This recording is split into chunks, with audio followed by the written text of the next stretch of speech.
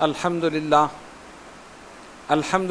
رب العالمین والصلاة والسلام علی من کان نبیا وآدم بین الماء والطین وعلی آلہ واصحابہ اجمعین اما بعد فاعوذ باللہ من الشیطان الرجیم بسم اللہ الرحمن الرحیم ان اللہ وملائکتہ یصلون علی النبی یا ایہا الذین آمنوا صلوا علیہ وسلموا تسلیما اللہم صلی علی سیدنا مولانا محمد وعلی آل سیدنا مولانا محمد صلاة دائمة بدوام الملک الحی القیوم۔ آپ حضرات کو معلوم ہے کہ رمضان المبارک کا مہینہ اپنی رحمتوں اور برکتوں کے ساتھ ان قریب ہم سب پر سایہ فکن ہونے والا ہے۔ اس ماہ مبارک میں درگاہ عالیہ اشرفیہ سے مریدین کی روحانی تربیت کے لیے دعائے حفظ البحر کا چلہ کرایا جاتا ہے اور ہر سال یہ چلہ ہوتا ہے، تسلسل کے ساتھ یہ سلسلہ جاری ہے۔ میرے والد گرامی اشرف المشائخ حضرت ابو محمد شاہ سید احمد اشرفی الجیلانی نور اللہ مرقدہ نے سلسلہ شروع کیا۔ ابتدا میں چند افراد ساتھ ہوئے اور پھر بڑھتے بڑھتے اب الحمدللہ کافی تعداد میں لوگ یہ چلہ کر رہے ہیں، اور نہ صرف یہ کہ کراچی میں بلکہ پاکستان کے مختلف شہروں میں، اور آپ کو خوشی اور حیرت بھی ہوگی کہ پاکستان کے علاوہ بیرونی ممالک میں بھی لوگ یہ چلہ کر رہے ہیں۔ رمضان المبارک سے پہلے ٹیلی فون کے ذریعے، ای میل کے ذریعے، خطوط کے ذریعے اجازت حاصل کرتے ہیں اور پھر یہ چلہ باقاعدگی کے ساتھ کرتے ہیں۔ الحمدللہ علی احسانہ، تحدیث نعمت کے طور پر ہم یہ کہنے میں حق بجانب ہیں کہ جس طرح دعائے حفظ البحر کا چلہ اہتمام کے ساتھ اس درگاہ سے کرایا جاتا ہے، پورے پاکستان میں اور کہیں نہیں کرایا جاتا۔ یہ اللہ رب العالمین کا کرم ہے اور بزرگان سلسلہ اشرفیہ کا فیضان۔ آج کی اس نشست میں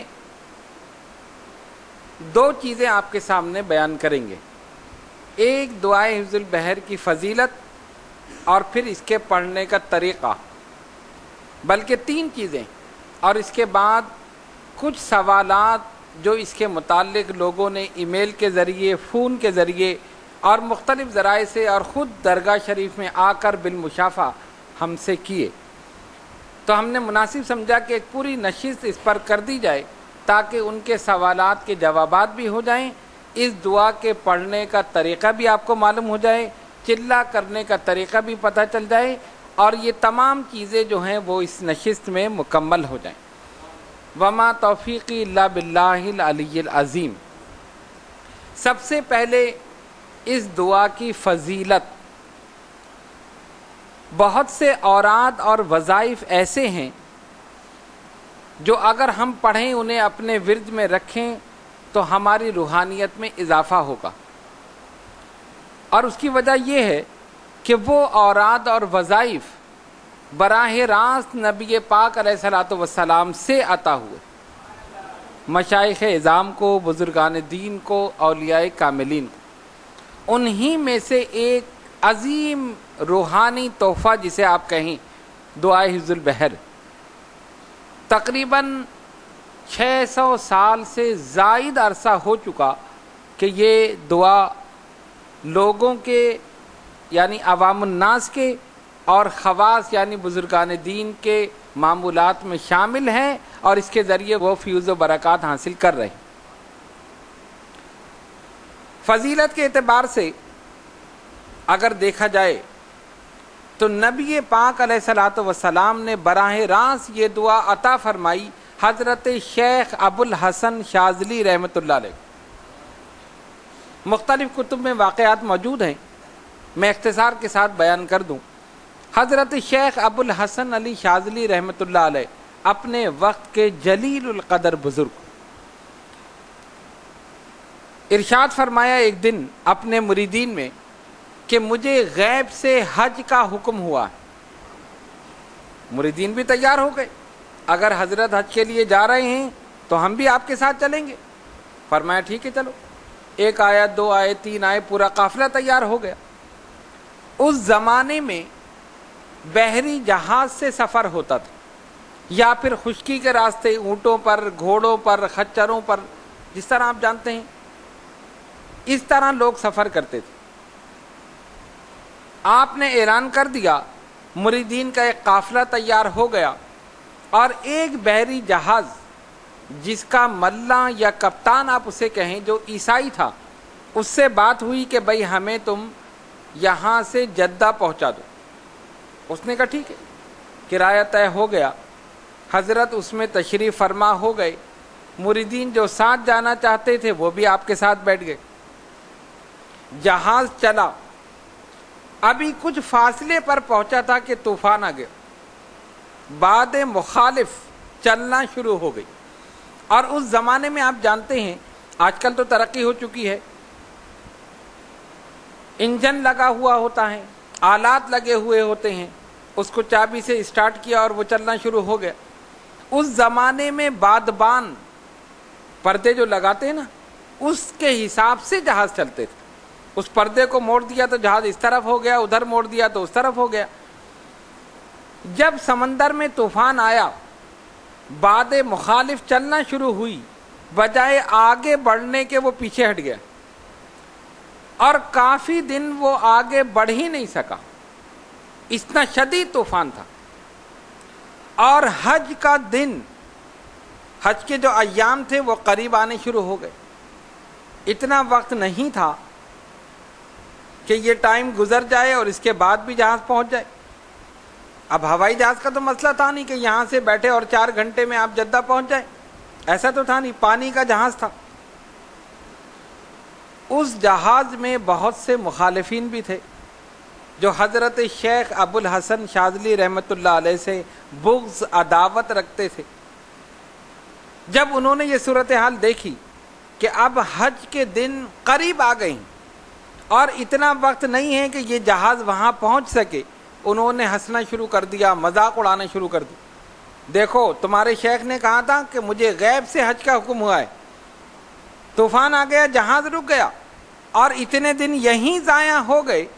اب اتنا وقت نہیں ہے کہ یہ جہاز تمہیں جدہ پہنچا سکے, تم جا ہی نہیں سکتے, اس کے علاوہ کوئی ذریعہ نہیں ہے. یہ کیسے بزرگ ہیں, ان کو غیب سے حکم ہوا اور یہ پہنچ نہیں سکے. اس قسم کی باتیں کی. مریدین کو بھی صدمہ ہوا کہ ہمارے شیخ کو یہ اس طرح کرے. اور یہی بات ہوتے ہوتے حضرت شیخ کے کان تک پہنچ گئی. حضرت شیخ ابو الحسن شاذلی رحمۃ اللہ, آپ نے جب یہ صورتحال دیکھی سخت صدمہ ہوا, لیکن اپنی زبان مبارک سے کوئی جملہ نہیں کہا.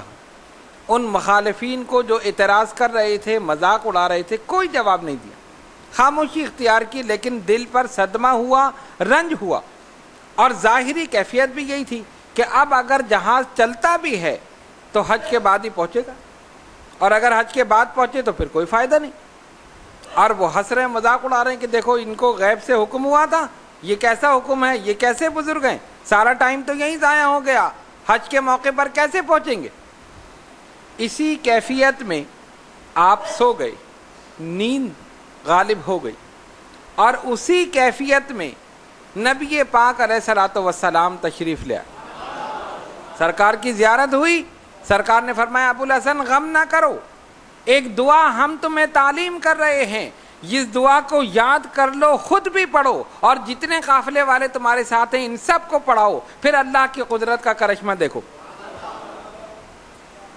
خواب میں نبی پاک علیہ الصلوۃ والسلام نے یہ دعا یعنی دعائے حفظ البحر حضرت شیخ ابو الحسن شاذلی رحمۃ اللہ علیہ کو یاد کرائی.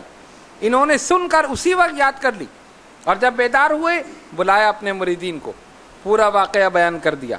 یہ لوگ ہنس رہے ہیں, جو مذاق اڑا رہے ہیں, سرکار نے کرم فرمایا, وہ تشریف لے آئے اور یہ روحانی تحفہ ہمیں عطا کیا. آپ نے ان سب کو یاد کرائی اور کہا یہ پڑھو. سرکار نے ارشاد فرمایا سب مل کر پڑھیں اور اللہ کی قدرت کا کرشمہ دیکھیں. حضرت شیخ ابو الحسن شاذلی رحمۃ اللہ علیہ نے خود پڑھنا شروع کی، آپ کے مریدین، معتقدین، متوسلین جو تھے ان سب نے پڑھنا شروع کی۔ دیکھنے والوں نے دیکھا کہ اچانک باد موافق چلنے لگی، جو باد مخالف تھی یعنی مخالف ہوا جو تھی وہ جدے کی سمت یعنی جہاں جانا تھا اس طرف چلنا شروع ہو گئی، اور اتنی تیز ہوا چلی کہ 8 دن کا سفر 4 دن میں طے ہو گیا۔ 8 دن کا سفر 4 دن میں طے ہو گیا۔ اللہ کی قدرت ہے، وہ جو چاہے کر سکتا ہے۔ یہ سب کچھ اسی کے تابع ہے، یہ ہوائیں، یہ فضائیں، یہ سمندر، یہ طوفان، یہ ساری چیزیں اللہ کے حکم کے تابع ہیں۔ اللہ تبارک و تعالیٰ کو اپنے ولی کی کرامت دکھانی تھی، اپنی قدرت کا کرشمہ دکھانا تھا۔ 8 دن کے بجائے 4 دن میں جدہ پہنچ۔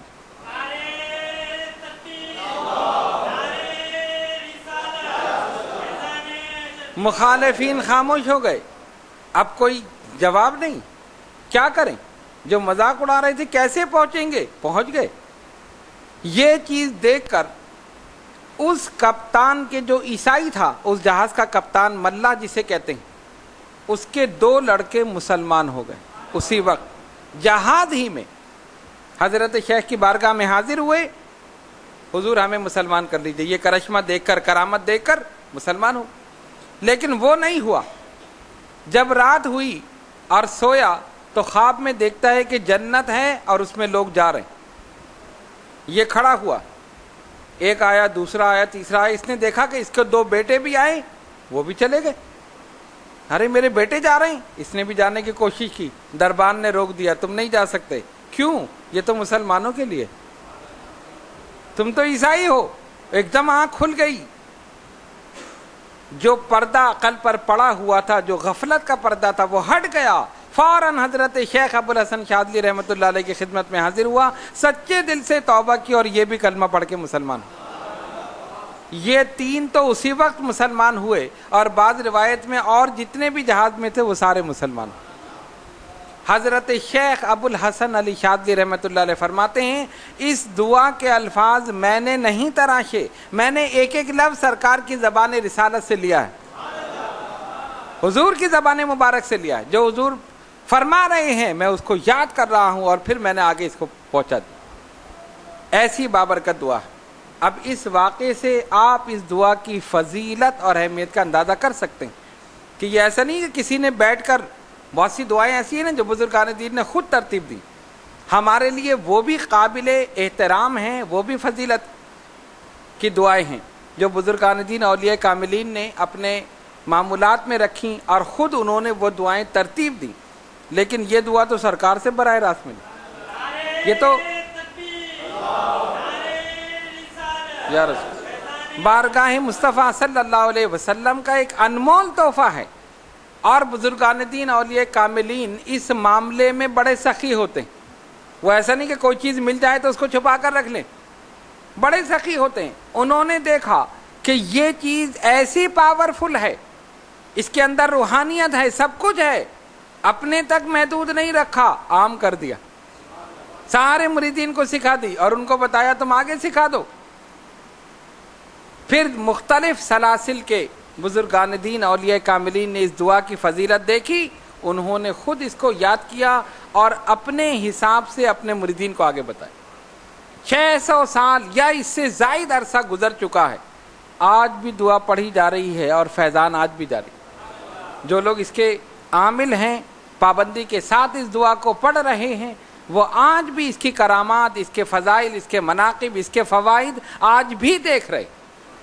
مشاہدے میں یہ بات آ چکی ہے، تو انہوں نے اپنے تک محدود نہیں رکھا، اس کو عام کر دیا۔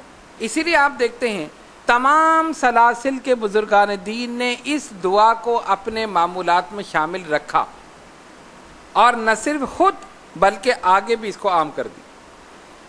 تو اس سے آپ اندازہ کر سکتے ہیں کہ کیسی عظیم و شان، فضیلت اور برکت والی چیز ہے۔